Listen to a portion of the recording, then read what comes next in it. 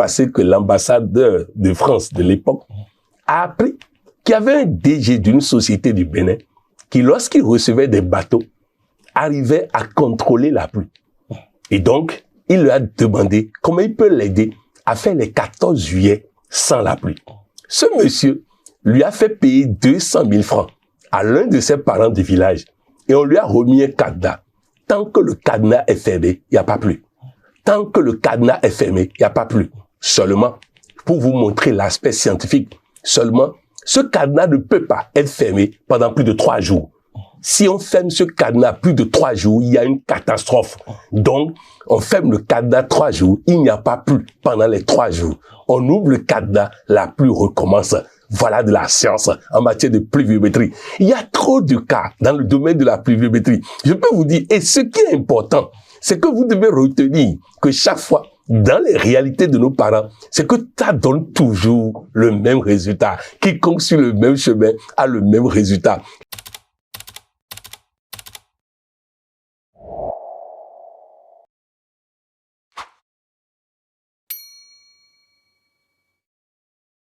Précieuse créature de Dieu, bonjour et merci d'avoir eu l'intelligence de choisir la bonne part. Pour beaucoup de personnes, l'Afrique a beau être le berceau de l'humanité et de bien de choses, elle n'a ni science ni technologie, elle n'a que la sorcellerie. Pour d'autres, l'Afrique est le berceau des sciences, le berceau des technologies. Dans cette émission, l'éclairage du coach, nous allons chercher à comprendre ce qu'est la science, ce qu'est la technologie, mais aussi s'il est possible d'appeler science ou technologie les pratiques de nos ancêtres. Pour aborder une question aussi délicate, nous avons fait appel à un sachant, un homme de culture et d'expérience, un homme qui, après avoir étudié à l'école du colon, s'est donné le devoir d'aller à l'école de ses ancêtres et de pouvoir faire la part des choses. Coach Patrick Armand-Poyon est notre invité et nous aidera à répondre à nos préoccupations, non pas pour donner raison à l'un ou tort à l'autre, mais pour nous éclairer, nous permettre de comprendre, pour nous permettre de réussir notre vie. C'est ici et maintenant depuis le studio Bernard Comlan-Poyon. Surtout, n'oubliez pas de partager cette émission pour contribuer au bonheur de l'humanité.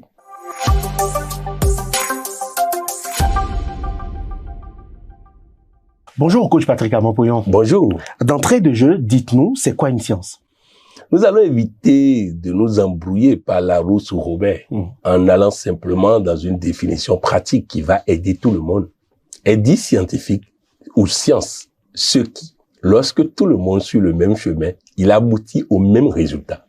Ça veut dire que dans des situations données, si on me propose une solution et que cette solution me permet d'atteindre le même résultat que quiconque utilise la même solution, on dira qu'on a fait appel à la science, à quelque chose de scientifique.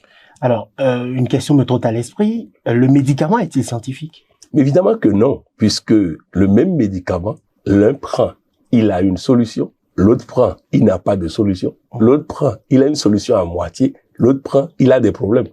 Ça veut dire que le protocole du médicament ne me permet pas d'atteindre le même résultat que tout le monde. En principe, il n'est pas scientifique. Coach Poyon, voulez-vous nous dire que le médicament qui est dans les pharmacies n'est pas scientifique? Je vais vous rassurer. En fait, je ne dis pas que le médicament qui est dans les pharmacies ne peut pas guérir. Je ne dis pas que le médicament qui est dans les pharmacies ne peut pas être une solution pour des gens. Ce que je dis, c'est que le médicament qui est dans les pharmacies ne permet pas à tout le monde d'avoir le même résultat. À partir de cet instant, c'est pas de la science et c'est pas scientifique. Alors, précisez-nous alors ce qui est scientifique. Je répète encore une fois que quelque chose est dit scientifique ou est du domaine de la science lorsque quiconque, en suivant le même postulat, le même protocole, le même cheminement, atteint le même résultat.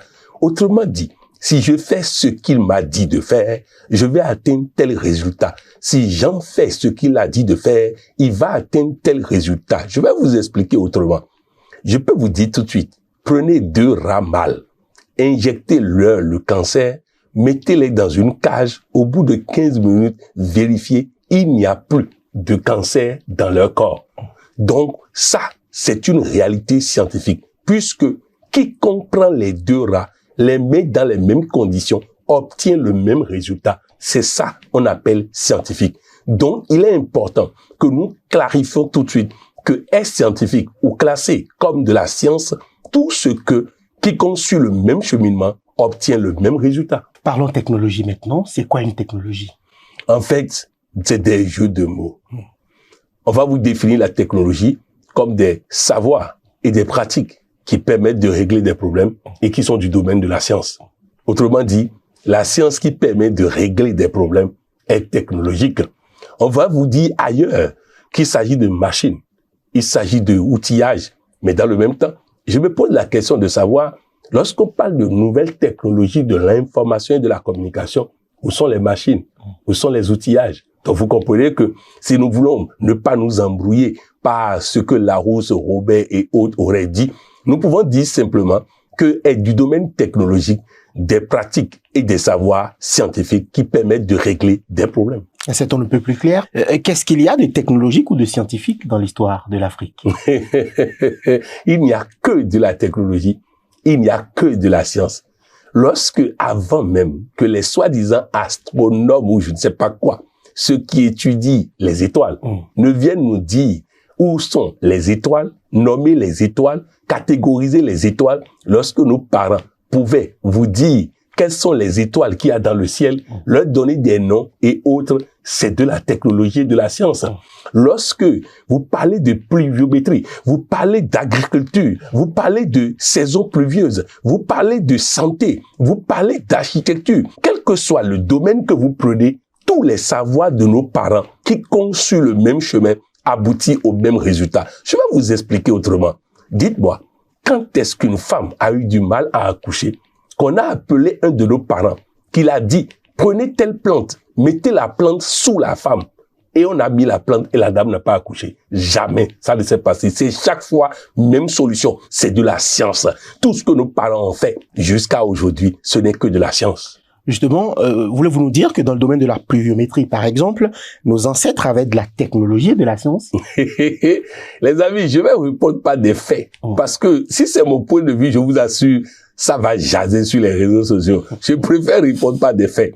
Au Bénin, le pays qui m'a vu naître, l'ambassade de France fêtait toujours le 14 juillet dans la pluie. Chaque 14 juillet, il pleuvait à Cotonou. Et un jour, il y avait 14 juillet. Tout le monde avait porté manteau, étant sûr qu'il va pleuvoir. Mais ils arrivent là-bas, il y avait un soleil ardent. Mais je vous assure, certains sont tombés par terre parce que la chaleur était intense. Ils n'ont pas pu supporter. On les a amenés à l'hôpital. Maintenant, qu'est-ce qui s'est passé? Il s'est passé que l'ambassadeur de France de l'époque a appris qu'il y avait un DG d'une société du Bénin qui, lorsqu'il recevait des bateaux, arrivait à contrôler la pluie. Et donc, il lui a demandé comment il peut l'aider à faire les 14 juillet sans la pluie. Ce monsieur lui a fait payer 200 000 francs à l'un de ses parents du village et on lui a remis un cadenas. Tant que le cadenas est fermé, il n'y a pas pluie. Tant que le cadenas est fermé, il n'y a pas pluie. Seulement, pour vous montrer l'aspect scientifique, seulement, ce cadenas ne peut pas être fermé pendant plus de 3 jours. Si on ferme ce cadenas plus de 3 jours, il y a une catastrophe. Donc, on ferme le cadenas 3 jours, il n'y a pas pluie pendant les 3 jours. On ouvre le cadenas, la pluie recommence. Voilà de la science en matière de pluviométrie. Il y a trop de cas dans le domaine de la pluviométrie. Je peux vous dire, et ce qui est important, c'est que vous devez retenir que chaque fois, dans les réalités de nos parents, c'est que ça donne toujours le même résultat. Quiconque suit le même chemin a le même résultat. Je ne sais pas si le nouvel ambassadeur a eu passation de charge entre lui et l'ancien. Je ne sais pas si le prochain 14 juillet au Bénin, il y aura la pluie. Mais s'il y a la pluie, sachez que le nouvel ambassadeur n'a pas eu les informations et où le cadenas chez l'ancien ambassadeur. Prenons le domaine de la santé à présent. On entend plein de choses, mais l'État a du mal à envisager la santé selon nos ancêtres, puisque ce n'est pas scientifique, n'est-ce pas? Non, nous sommes simplement hypocrites. Ah bon? Nous sommes simplement hypocrites. Nous savons très bien que lorsque la médecine des autres échoue, nous retournons toujours vers notre médecine. Au village. Au village. J'ai eu l'occasion de fréquenter un monsieur qui a été ministre de la Santé du Togo. Docteur Ihou David, un homme exceptionnel, un dermatologue de premier choix. Lorsqu'il était ministre de la Santé, je ne le connaissais pas personnellement et je l'ai suivi à la télé.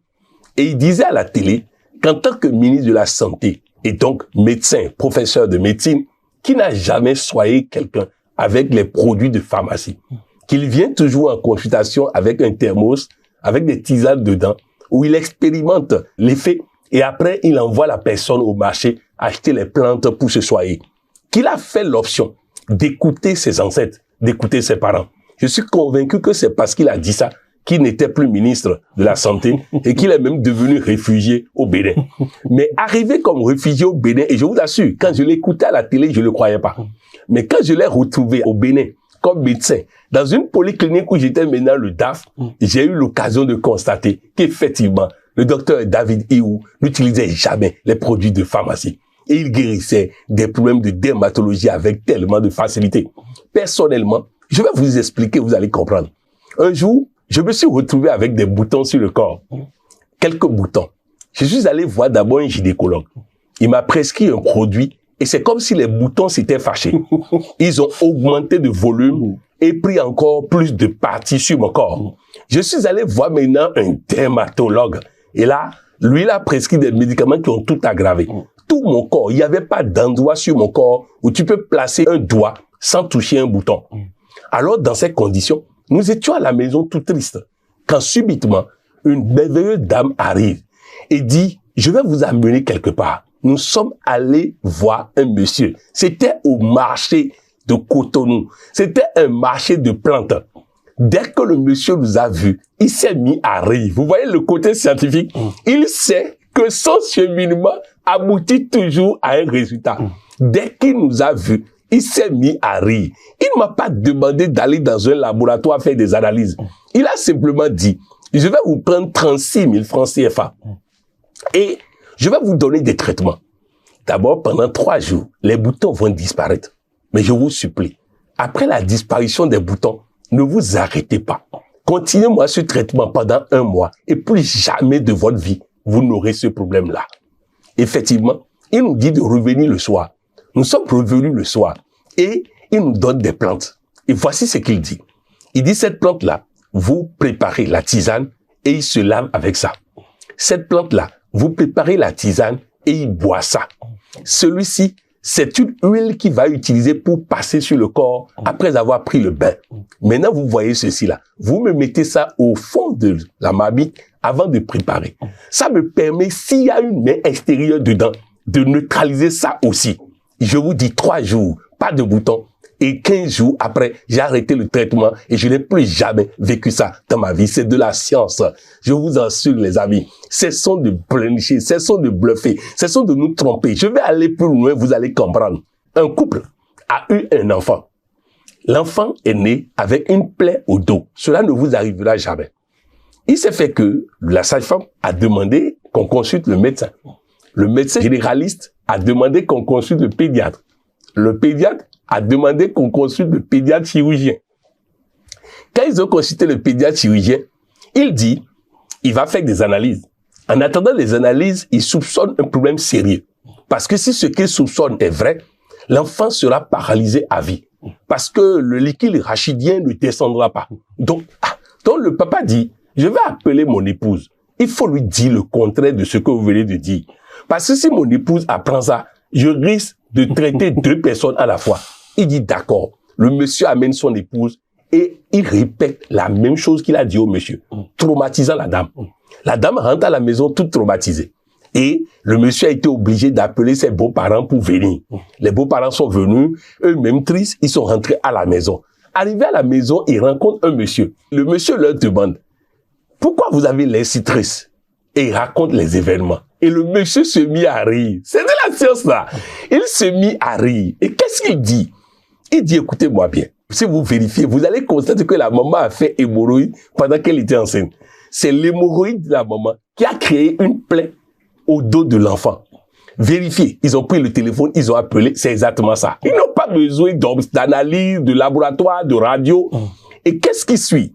Il dit, vous allez prendre telle plante. Vous lavez l'enfant avec ça pendant quelques jours et je vous garantis que la plaie va disparaître et plus jamais vous n'aurez cette plaie-là. Vérifiez, c'est ce qui s'est passé. Ce n'est pas tout, les amis. Écoutez-moi bien. Pendant que j'étais au Bénin, dans les années 2000 par là, j'ai fait une fièvre. Je me suis retrouvé à l'hôpital pendant 5 jours et sans arrêt. On me faisait des surhommes, l'un après l'autre, l'un après l'autre. Au bout de 5 jours, ma température n'a pas baissé. Et je demande au médecin, il dit, c'est maintenant qu'il va aller vérifier fièvre typhoïde et autres. Je dis, ce n'est pas normal. Lorsque je viens ici pour un traitement, vous pouvez traiter le palu sans faire analyse. Mais vous ne pouvez pas faire des analyses et me faire 5 jours de sérum sans vérifier les types de fièvre. Je rentre chez moi. Il m'a demandé de signer un papier. J'ai signé ce papier et je suis rentré à la maison. Arrivé à la maison, je tombe sur un monsieur qui est venu acheter simplement quelque chose. Je lui explique la situation, il se met à rire. Il dit, oh, fièvre typhoïde, c'est amusement. Il me dit, tu fais ci, tu fais ça, tu fais ci. Je vous assure, les amis, j'ai fait ce qu'il a dit et j'ai fini définitivement le même jour avec fièvre typhoïde. Et il me dit, si la personne a déjà fait fièvre typhoïde pendant 6 mois, il faut faire le traitement et reprendre 15 jours après. Mais si ce n'est pas longtemps avant qu'il a fait fièvre typhoïde, il faut faire le traitement une seule fois. J'ai été à l'extérieur du Bénin. L'enfant d'une grosse personnalité, le petit enfant d'une grosse personnalité du Bénin a fait fièvre typhoïde, était à l'hôpital depuis 6 mois. On m'a contacté, j'ai donné le traitement, l'enfant a fait le traitement, le lendemain il est revenu à la maison, 15 jours après ils ont repris le traitement, l'enfant a déjà grandi aujourd'hui. Nos parents avaient la science, ils avaient la technologie, on a pris des mots pour nous embrouiller, pour nous faire croire que quelque chose d'autre est science, quelque chose d'autre est technologie, et abrutis que nous sommes, nous avons commencé pas mourir à 60 ans, à 65 ans, à 70 ans, à 78 ans, alors que nos parents, grâce à la science, pouvaient vivre 100 et quelques ans. Prenons à présent les moyens de transport, le fait de voyager sans voiture, sans avion, qu'y a-t-il de scientifique là-dedans? Est-ce que oui ou non, quiconque applique la même formule voyage de la même manière? Si oui, c'est de la science. Maintenant, je vais vous dire ceci. Quand vous prenez un avion, regardez les bourdonnements dans vos oreilles. Dans tous les cas, il y a des perturbations là-bas aussi. Retenez ceci. Nos parents pouvaient aller à Paris sans passeport, sans visa. Les amis, aujourd'hui, on fait des rangs au consulat, on fait des rangs dans les ambassades pour chercher visa. Et des êtres humains nous traitent comme des moins que rien. On souffre, on prend dans des bateaux, on meurt dans la Méditerranée pour aller en Europe. Les amis, imaginez que nos parents pouvaient nous donner la formule. On ira en France quand on veut. Que Macron veut ou pas, on pouvait aller en France. C'est de la science parce que tout le monde a ça. Je suis sûr que si aujourd'hui, on pouvait vendre ça au marché, tous les Africains vont acheter ça et aller embêter Macron là-bas avant de revenir embêter Zemmour, Marine Le Pen et autres. Retenez ceci, les amis. N'attendez pas que Marine Le Pen et Zemmour viennent trouver en Afrique ces formules-là pour utiliser contre nous. Nous devons respecter cela afin que nos parents acceptent de nous donner ces formules scientifiques-là. Prenons à présent le domaine militaire. Au moins là, vous allez reconnaître qu'il n'y a pas de science en Afrique. D'abord, je vais vous faire des révélations. La poudre à canon a été inventée en Afrique. Et c'était des expériences de mystification dans les temples qu'on avait voulu faire avec les poudres à canon. C'est après les autres ont pris ça pour des armes. Ensuite, lorsqu'on parle de Tchakatou, c'est quoi? C'est pas une arme. On dit quelque chose. Tu ne vois même pas la chose arriver et tu ne peux plus marcher après. Et seulement lui peut te guérir. Si tu ne viens pas le voir, tu vas mourir. Alors dites-moi, c'est pas des armes? Quelle arme Kaba a utilisé? Je ne sais pas si vous êtes au courant qu'un roi du Bénin qui s'appelait Kaba a humilié l'armée française pendant des mois. Et l'armée française a été obligée, pour pouvoir essayer de le tuer, je dis même pas pour le tuer, pour pouvoir essayer de le tuer, de bombarder une grotte dans laquelle il y avait femmes, il y avait enfants. Ils ont tué 700 personnes, enfants, femmes enceintes et autres, dans le but de tuer Kaba. Et ils n'ont pas trouvé Kaba. Jusqu'à aujourd'hui, personne n'a vu Kaba. Non, c'est pas Élysée seulement qui a disparu. C'est pas ceux de la Bible seulement qui ont disparu. Kaba a disparu. On n'a pas pu retrouver son corps jusqu'à aujourd'hui. Quand Bioguera combattait ces gens-là, quelle arme il utilisait? Vivement des laboratoires pour construire des armes, des bombes atomiques. Oui, parce que quand vous parlez de bombes atomiques, il s'agit de quoi? Une bombe qui éclate ici et on ne voit pas directement les effets, Mais les enfants qui naissent sont bizarres. Les situations sont bizarres. Les gens vont naître maintenant sans mains, sans pieds, sans tête parfois. C'est ça. C'est des bombes atomiques. Et ça, nous en avons. Nous avons le tchakatou pour quelque chose que tout le monde connaît. Nous avons des armes. Et nous pouvons trouver des armes que les parents ne nous ont pas données pour le moment. Beaucoup de gens, Côte Poyon, ont du mal à envisager le caractère scientifique de nos réalités, notamment à cause de la sorcellerie. Que dites-vous de la sorcellerie? Écoutez-moi bien, les amis.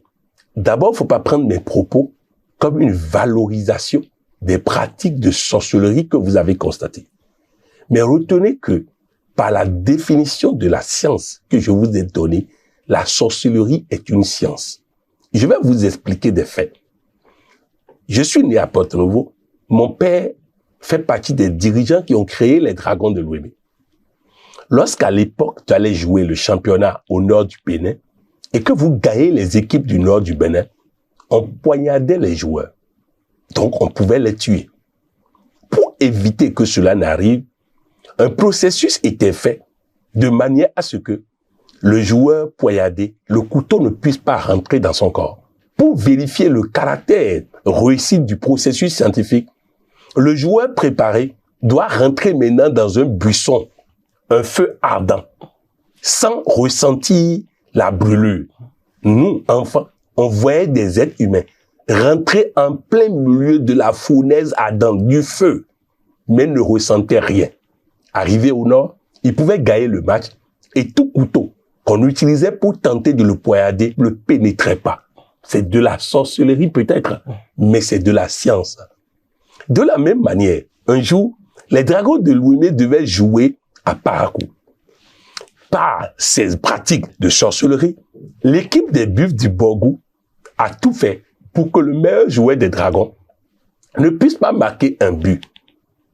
Du côté des Dragons de Lomé, ils ont aussi fait appel à des personnes qui leur révélaient ce que les autres ont fait et ont expliqué que compte tenu du caractère scientifique de ce que les autres ont fait, à moins de trouver un scénario qui contourne le processus, le joueur ne pourra pas marquer. Ils ont donc cherché, ils ont trouvé quoi? En fait, si ce joueur-là, son pied touche le sol de Parakou, avant qu'il ne monte sur le terrain, le processus qu'ils ont mis en place là-bas va marcher. Mais si on pouvait s'arranger pour que son pied ne touche pas le sol de Parakou, jusqu'au moment où il va monter sur le terrain, ils gagneront le match. Et c'est ce qui s'est passé. Ils ont porté le joueur dans leurs mains pendant toutes les formalités. Et c'est au moment de commencer le match qu'ils l'ont déposé sur le terrain. Il a marqué des buts et ils ont gagné. C'est de la science, les amis. Je peux vous dire, il y a plein de situations. Lorsque j'étais enfant, on avait quelque chose à Porto-Novo qu'on appelait Asokotato. C'est une petite statuette. Lorsque nous avons besoin de gagner un match 1-0, il suffisait de sortir la statuette dans la journée.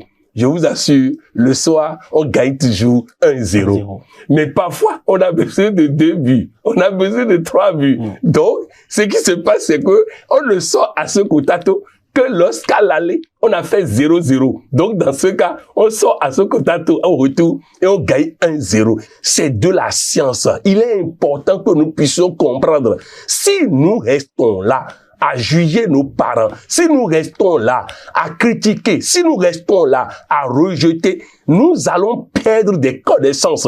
Important donc de savoir que nos parents avec de la science et de la technologie dans tous les domaines de la vie. Si c'est de la science, alors pourquoi les gens l'utilisent pour faire du mal?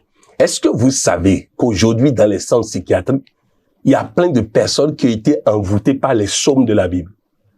Ah bon? Est-ce que vous savez qu'un marabout peut prendre les phrases du Coran et envoûter quelqu'un avec ça? En fait, retenez ceci. Pendant longtemps, on a amplifié l'utilisation négative des connaissances de nos parents et on a tout fait pour laisser tomber le côté positif. Ensuite, on a fait en sorte que tous ceux qui peuvent découvrir et utiliser les connaissances de nos parents dans le sens positif, ceux-là, on les a découragés. Résultat, seuls ceux qui veulent faire du mal avec ça découvrent ça et utilisent ça. Il est important que nous puissions cesser de juger sans savoir, faire des découvertes scientifiques dans le domaine des connaissances de nos parents, révéler ça à l'humanité afin que le côté positif puisse prendre le pas sur le côté négatif. Tout pouvoir peut être utilisé négativement ou positivement. Vivement que des personnes positives découvrent la science et la technologie de nos parents et puissent l'utiliser et qu'on ne le laisse pas dans la main de personnes négatives seulement. Coach Poyon, avant les questions, j'avais un tout autre avis. Vos réponses simplifient grandement les choses. J'aimerais vous demander à présent, quand est-ce qu'on s'est égaré? Bon, on s'est égaré quand les pères missionnaires sont arrivés. On s'est égaré parce que, je prends l'exemple du Bénin. Le premier père missionnaire, le père Bergerot, lorsqu'il est venu au Bénin, il avait de très bonnes intentions. Il avait envie vraiment d'aider. Mais tout de suite, la République française a écrit au Vatican pour demander le retour du père Bergerot qui n'aidait pas leur business.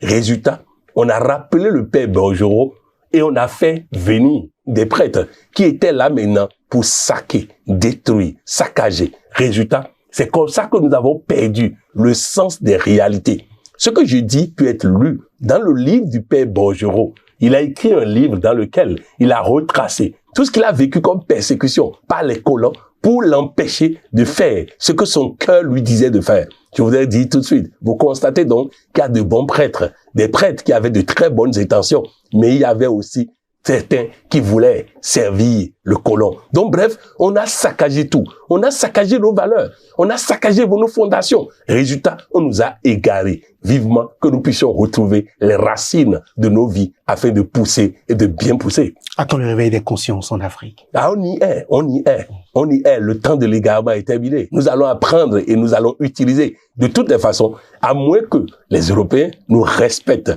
Nous allons bientôt savoir comment voyager sans visa, sans passeport. Et nous viendrons tous à Paris. Et en ce moment, nous allons voir comment Marine Le Pen, comment Zemmour et autres pourront nous empêcher de venir à Paris quand on veut et de repartir quand on veut. Oui, bientôt, nous allons avoir notre médecine et nous n'aurons plus besoin de leur laboratoire. Nous allons avoir bientôt nos capacités de production, de transformation de tout ce que nous avons. Nous allons avoir bientôt la solution et nous verrons qui va se moquer de qui le moment venu. Coach Poyon, vous êtes président mondial des ambassadeurs du développement et certains de vos collaborateurs fêtent leur anniversaire. Ce lundi, nous avons Torello, PJSI, Agbo, Abasolon, Amnon, Roland, Todego Victoire, Bamiduro, Fumilayo, Alida, Olga. Mardi, c'est le jour de Lokosu, Mélé Solange, Yapo, Achiedo Grégoire, Soglo Solange, donc, qui est à l'honneur mercredi. Qu'avez-vous à leur dire? Je voudrais dire à tous ces personnalités de notre merveilleuse organisation, d'abord que je vous aime. Vous savez, nous venons de voir que pour adorer Dieu, il faut adorer les créatures de Dieu. Il faut les respecter. Il faut les aimer. C'est ce que j'ai compris depuis longtemps. Et c'est pourquoi je fais tout pour vous aimer. Je n'ai pas le choix. Vous aimer est ma raison de vivre. Je vous aime chacun et tous. Je vous respecte chacun et tous. Je vous considère chacun et tous. C'est la seule façon pour moi d'avoir la santé, d'avoir le bonheur, d'avoir la prospérité. Et progressivement, je suis en train d'amener les ambassadeurs de développement à comprendre cela. Et en comprenant cela, ils vous aiment de plus en plus. Ils vous respectent de plus en plus. Ils vous apprécient de plus en plus. Ils vous considèrent de plus en plus. Mais Dieu lui-même, qui est le modèle, qui est l'exemple, sait combien c'est bon pour lui de vous aimer, de vous respecter, de vous considérer. C'est pourquoi Dieu vous aime. Et il me charge de vous dire qu'il vous aime chacun et tous, qu'il vous apprécie, qu'il vous respecte, qu'il vous considère. Cela étant, Dieu me charge en ce moment solennel dans votre vie de décréter pour vous que moi, le ciel, la terre, nous nous unissons pour décréter que le vœu le plus cher que vous avez en ce moment va voir sa concrétisation cette année 2023. Dieu me charge de vous dire que votre santé sera pour sa gloire, que votre joie, votre réussite, votre bonheur, votre épanouissement, votre prospérité va célébrer sa gloire. Dieu me charge de vous dire que les êtres humains, en vous regardant, verront sa gloire, verront la manifestation de sa gloire. Tel est le décret que je fais pour chacun de vous. Et comme vous le savez, la parole qui sort de ma bouche ne retourne pas à Dieu sans produire ce pourquoi c'est sorti. Votre exhortation, mot de fin, coach. Je voudrais dire à chacun et tous, la récréation est terminée. Il est venu le moment que chacun de nous cesse de dormir. Comme on le dit très souvent au Mali, nous avons trop dormi sur nous-mêmes. Il est temps de se réveiller. Le temps de la réussite, c'est maintenant. Le temps du bonheur, c'est maintenant. Le temps de la prospérité, c'est maintenant. Le temps de la paix du cœur, de la joie, de la santé, de la longévité, c'est maintenant. Le temps des révélations, c'est maintenant. Le temps est arrivé pour que toi et moi, nous puissions être la preuve vivante que Dieu est puissamment dedans. Coach Pouillon, merci. Merci.